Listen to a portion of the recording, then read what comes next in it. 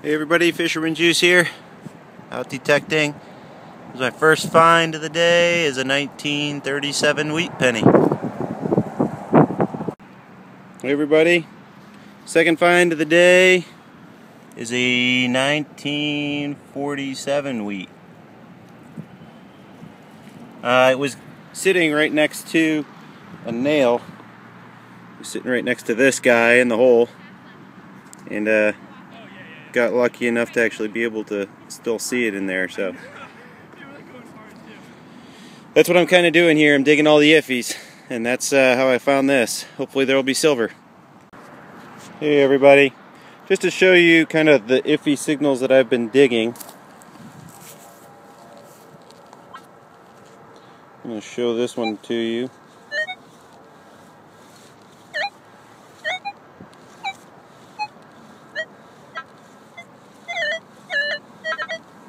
You can hear a high tone, and you occasionally get the right numbers, but it's going to iron quite often.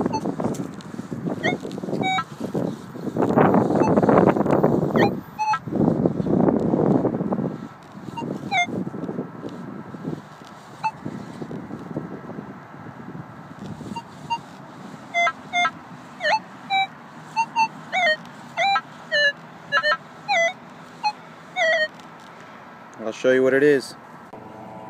So this is a pretty common phenomenon. I got a hole that's really deep, deeper than the pointer, and there's something off to the side that's really deep, so I'm not even going to be able to get to it.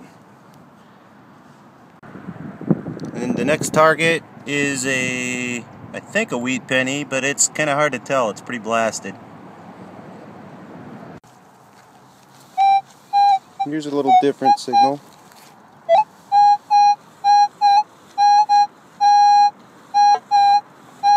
$11, but it kind of is long, but it seems like there's a little variation. All high tones, 12s and 11s and 9s, 41s and 42s, at all angles. So it sounds good. And when I pinpoint, it's not screaming like it would if it was can shred. So maybe we have a coin spill. And looks like it was can shred.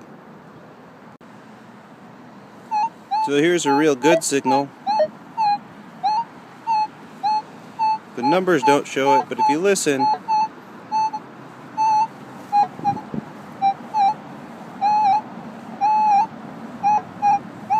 it's actually pretty decent.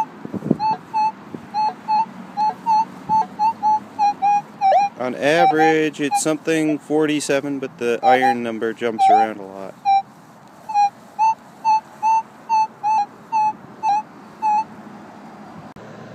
Well, it looks like it was just a modern bolt.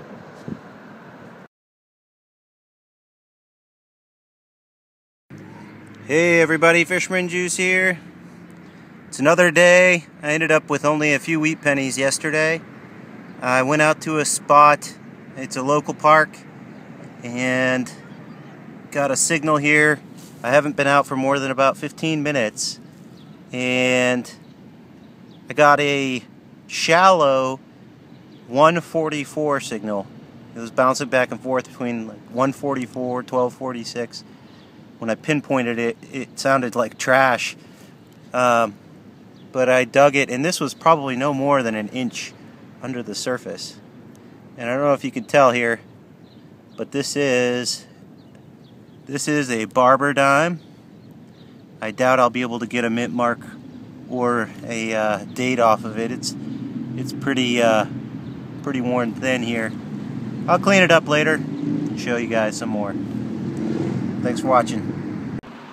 Hey everybody. So I was excited about that barber. This is not too far away from it. You guys probably can't really see the screen too much, but it's 1140. It's a very solid signal, real shallow. but very consistent. When I pinpoint,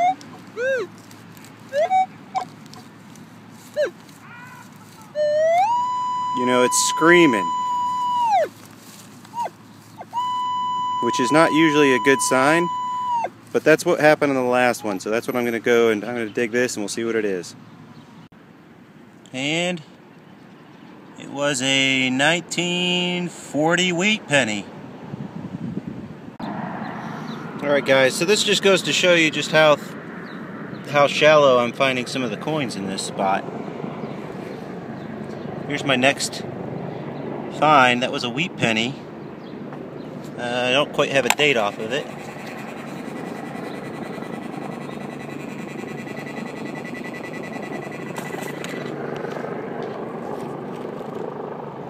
But I found that in a plug, and that's as deep as the plug is. So it's maybe 1.5 inches deep. So this is kind of a cool spot. I'm going to actually quit hunting here, and I'll come back later. I have a friend that told me about this spot. I don't want to hammer it. Talk to you soon. Alright everybody, so I couldn't help but keep detecting on the way back to my car. And found this little gem here. Looks like it's got some turquoise on it. And I'll clean it up at home, let you know if there's a stamp. I expect that's silver. Sweet.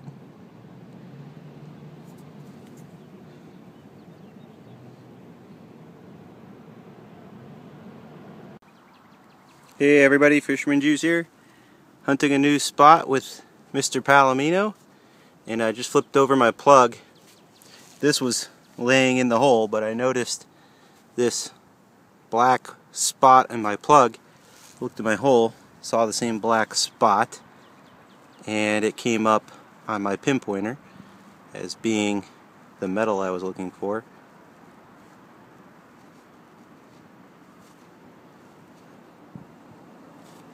Thought it was.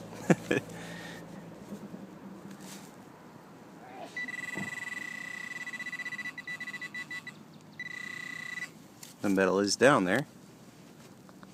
Ah, here it is. And it is a wheat penny. Cool. Hey everybody, back to the same spot. Had a nice high tone. It's coming in at 944. Flipped over the plug. And look what's sitting right in there. Rosy baby. Let's check the year.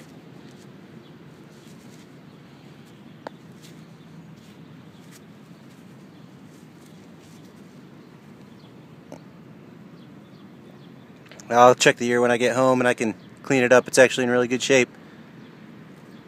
Oops. Sweet. Alright everybody. So it's just before dark. And I was a little perturbed at Mr. Palomino because he found a Merc just a minute ago, and that's all I needed to get my trifecta. But you know what? I'm here. I had a 1245, nice solid signal, and I pulled up my Merc, and that makes my trifecta, baby. Hey everybody, here's the wrap up. I ended up with $1.17. This is for the whole weekend, by the way. Ended up with $1.17 in clad. Ended up with 1, 2, 3, 4, 5, 6, 7, 8, 9, 10 wheat pennies.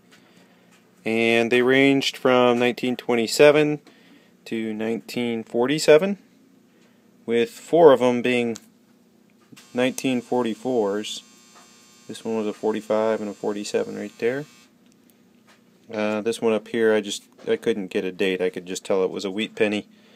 I also ended up with a couple of tags, front of a watch, some buttons, a screw. Found a key and a bullet, and these did not come together. I found the bullet in one hole. I found the casing, I don't know, about 15-20 feet away from it. I doubt they actually go together, but kind of a neat find to find a bullet and a casing. They actually look to be roughly the same size. Anyways, finds of the night for me. I mean, actually, this is the finds of the weekend, because yesterday I did not get a single silver, much less hardly any dimes, or hardly any change at all. But today, I got back in town, went out of town down to Yacht Lake, and came back and got a tip from Rob from Biofilmz, and he helped me out quite a lot. He told me a spot to try, and I went there, and I initially hunted and first found this barber here. I couldn't get a date off it at the time, but I think you can see it here. It's a 1901 barber, no mint mark. And then a few minutes after that, I actually found a whole bunch of Wheaties, and then came in and found this sterling ring. You see it's stamped sterling. Looks like it's got a piece of turquoise in it. Pretty awesome find. And I left the spot at that point to go hunt with Mr. Palomino. We went to another spot where I found one of the wheat pennies. And then Mr. Palomino knew about this spot that Rob had told me about and said, let's go there.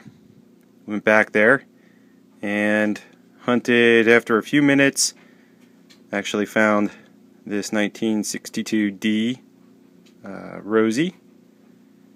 And then shortly after, well, about an hour, maybe 40 minutes before dark, found this 1944 Merc, which you know, has actually pretty decent detail, but it's all cloudy and a little bit dirty. And no mint mark on that either. So, all in all, pretty awesome 3.5 or 4 hour hunt when I got back in town. My first ever Dime Trifecta. So I was pretty stoked. You'll see it in, I'm sure you already saw it actually, the way I will put these videos together. You'll actually see the digs of these before you see this. So those are my finds for the weekend, and I thank you all for watching, and have a good one.